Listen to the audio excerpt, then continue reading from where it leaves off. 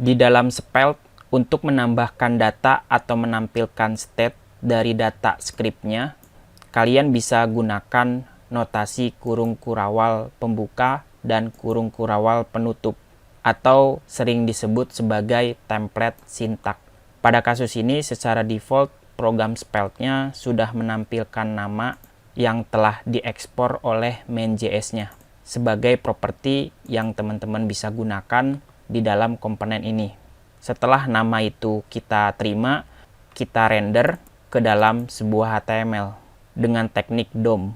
Kalau teman-teman menggunakan kode JavaScript murni dengan melakukan hal seperti ini, maka kode JavaScript yang teman-teman harus tulis sangat panjang, tapi di dalam Spelt kodenya sangat sederhana. Kita bisa langsung buat data, terus kita render ke dalam DOM HTML-nya. Nah, gimana caranya? Sebelum kita tampilkan ke layar, di dalam template sintaknya, kalian bisa memberikan sesuatu. Jadi ingat, kurung kurawal pembuka dan penutup ini, saya sebutnya template sintak, atau ada istilah lain juga boleh. Intinya saya ingin memberikan sesuatu atau melakukan sesuatu terhadap namanya. Misalnya di sini kalian bisa pasang metode string dari JavaScript-nya, namanya toUpperCase. Penulisannya diperhatikan, dia camel case. Jadi penulisannya seperti ini. Namanya kita sambung dengan metode dari JavaScript, namanya toUpperCase. Pasti teman-teman sudah tahu fungsi ini untuk apa. Jadi fungsi ini untuk mengubah format tulisannya menjadi huruf besar semuanya. Tapi kalau teman-teman lihat di bagian styling CSS-nya, terdapat baris kode yang sudah mengatur bentuk tulisannya. Nah, di sini teman-teman boleh hapus baris 24 di bagian elemen H1. Kalian hapus properti text transform-nya, supaya ketika teman-teman save, terus teman-teman render namanya, sekarang namanya sudah ditampilkan dalam bentuk huruf besar seperti ini. Dan cara ini adalah cara teknik JavaScript, bukan lagi versi CSS. Kita bisa ngubah format namanya menjadi huruf besar dengan metode yang teman-teman pakai. Tentu banyak ya metode-metode yang teman-teman bisa pakai dan teman-teman bisa pasang di dalam template sintak ini. Terus contoh berikutnya, kalian bisa melakukan operasi aritmatika di dalam kurung kurawalnya. Teman-teman harus buktikan sendiri. Misalnya saya buat elemen berikutnya untuk menuliskan sesuatu, operator aritmatika. Terus saya tandai dengan elemen lain untuk menuliskan sintak template-nya. Kurung buka, kurung tutup.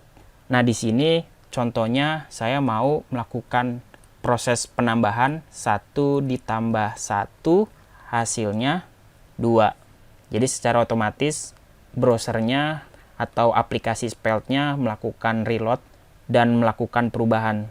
Dan itu adalah contoh yang pertama. Nah, tidak hanya penjumlahan, template sintak ini sangatlah pinter.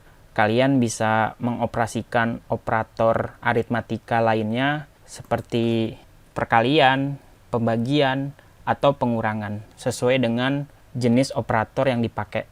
Nanti dia akan menghasilkan sebuah nilai dari hasil tersebut. Jadi simbol kurung kurawal ini sangat magic karena fungsinya seperti kalian menuliskan konsol pada JavaScript. Malah kalian bisa melakukan operator ternary jika benar melakukan apa, jika salah memberikan apa. Saya kasih contoh lagi, operator ternary. Saya kasih tanda, terus saya tulis kurung kurawal, pembuka penutup. Misalnya 10 lebih besar dari 2. Jika benar, lakukan sesuatu. Jika salah, berikan sesuatu. Di sini saya mau cetak benar dan salah. Jadi penulisan ini pasti teman-teman sudah familiar. Tanda tanya jika benar, setelah tanda titik 2 itu jika salah. Kalau teman-teman save, maka template Spelt akan melakukan operasi dari ternary operatornya. Atau teman-teman bisa menggabungkan string satu dengan string lainnya di dalam template ini. Itu juga bisa. Misalnya saya cetak pakai kurung kurawal pastinya. Saya buat string nama depan sebagai nama saya, lalu ditambah nama belakang dari nama saya. Eki ditambah Ridianto. Kita bisa lihat, maka kita mendapatkan hasil nama lengkapnya. Teman-teman boleh kasih spasi biar ada jarak antara nama depan dan nama belakang. Jadi masih ingat ya, sintaks-sintaks seperti ini adalah sintaks-sintaks JavaScript. Kalian bisa gunakan di dalam template sintaknya. Tentu ini berlaku untuk variabel. Kita bisa gabungkan variabel stringnya. Misalnya kita buat nama depan, saya isi Eki, nama belakang diisi Ridianto. Nanti dicetak. Jadi tidak hanya string, kita bisa tulis variabelnya nama depan ditambah nama belakang. Seperti itu. Teman-teman bisa tambahkan spasi, dan kalau teman-teman lihat di dalam konsol, nama depan is not defined. Untuk mendeklarasikan sebuah script, kita pakai let. Jadi untuk membuat sebuah variabel, kita harus pakai keyword let, terus baru bisa di render di dalam sebuah template. Maka hasilnya sama, nama lengkap lah yang tampil. Jadi kalau teman-teman lihat ada error atau aplikasinya tidak tampil, teman-teman bisa inspect elemen, terus di bagian konsol kalau ada error, berarti teman-teman harus perbaiki errornya. Jadi itu dia sintak dasar dari template Svelte-nya.